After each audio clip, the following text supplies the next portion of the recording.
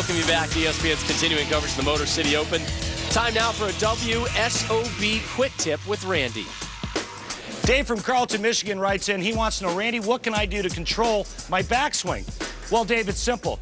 Your backswing is predicated on what you do with your push away. If you push the ball to the right, the ball's going to swing behind you. We don't want that because it creates a wraparound move. If you push the ball straight in front of that right shoulder, it's going to create a nice straight arm swing. And a little bit to the inside will create a Wes Malott, Walter Ray little figure eight. Seems to work real well for them. Maybe you should try it. Not a bad idea, right? But it works for those guys. Emulate them, right?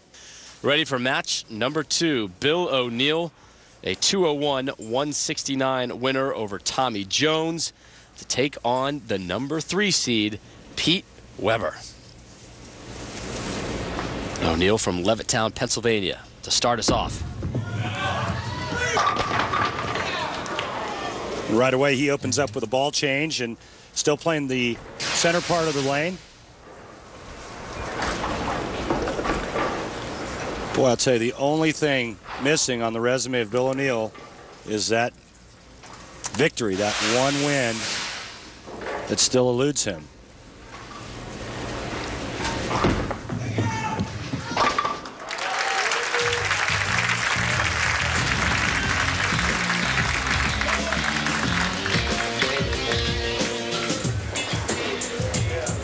And speaking of backswings, yeah, here comes Pete Weber and his 34 Lumber Liquidator PBA Tour titles. The native of St. Anne, Missouri, PDW, and the trademark shades on. He's just a couple years away from that senior tour as well. Maybe him and Walter Ray can start teaming up again out there.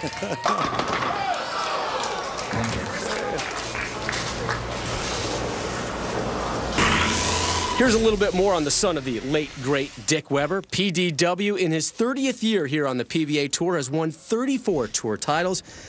Being from St. Louis, he's an avid Cardinals and Rams fan, also enjoys golf, hockey, baseball, and basketball.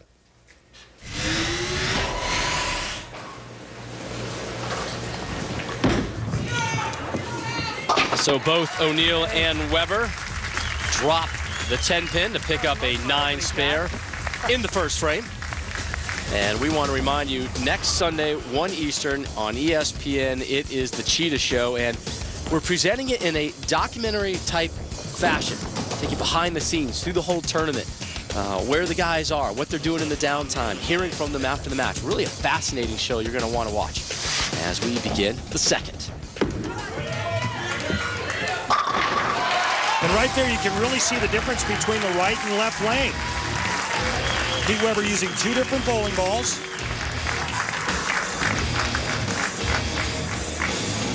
Right, their left lane looks like it's got a bit more friction to it. The players are a little bit deeper on that lane. Nice result there. Good choice to start for Pete Weber.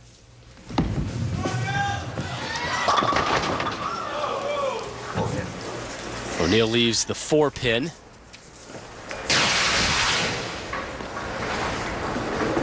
Bill O'Neill playing both lanes fairly close. 22nd, almost the 23rd board on the left lane. 23.5 board on the right lane. And he gets the same result on both lanes, a 9 spare.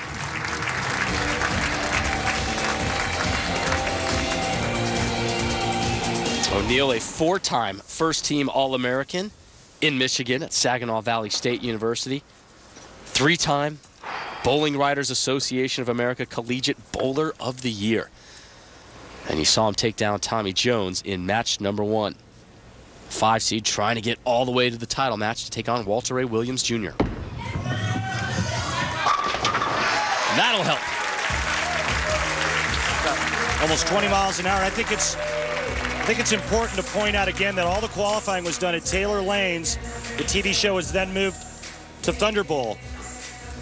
Even though they're putting down the same oil pattern, it's being put down on 2 different surfaces. So the players do have to make adjustments coming into TV day. Weber's made an adjustment And he did it early, using 2 different balls.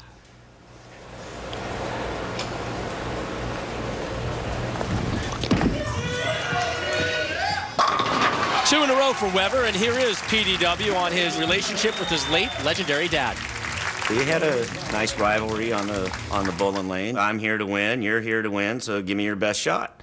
And I mean, that's the way we did everything. I mean, if we were playing a game of wiffle ball in the backyard, Dad ain't gonna slack off on us. If we're down playing pool or ping pong, if we wanted to win, we had to win. So, I mean, he didn't let us win, he made us win.